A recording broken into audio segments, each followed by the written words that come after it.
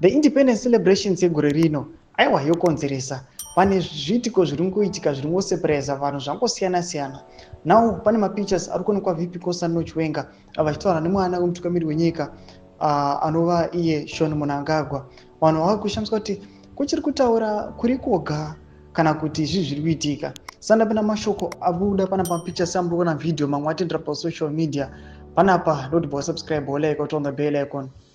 Tananga Newsday vanobuda nyora vachiposta mapictures ambukono vachiti key figures unite ahead of the 45th Independence Day celebrations. Ndomashoko anobuda pana pachiti aiwa makey figures vakaita sana Sean Mnangagwa vanozikana kunzi ndo vana mutungamiri wenyika vane maspeculations ekunzi aiwa ndo vari kupusha for the Mafidi dynasty and also havasi kuda kutomboti VP Kosano Chiwenga vaenderera mberi vachiti in a moment of camaraderie Sean Mnangagwa is seen engaging in conversation with the Vice President Kosano Chiwenga prior to the arrival of President Emmerson Mnangagwa at the Gokwe Nebudzia Growth Point.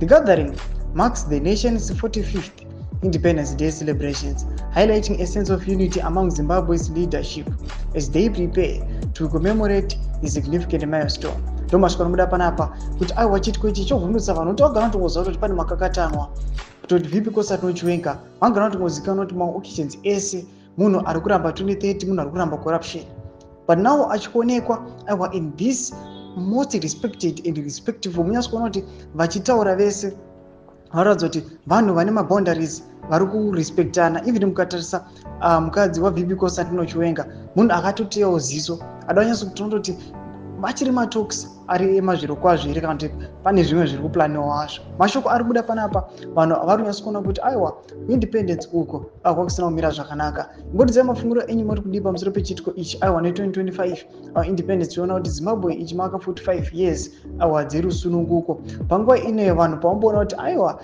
these celebrations apotsa nepadiki diki akona vanhu vakati aiwa midzimuka haisi kana kufara nezviri kuitika munyika. Todzai mafungiro enyu pinda comment section medu, subscribe or like, turn on the bell icon.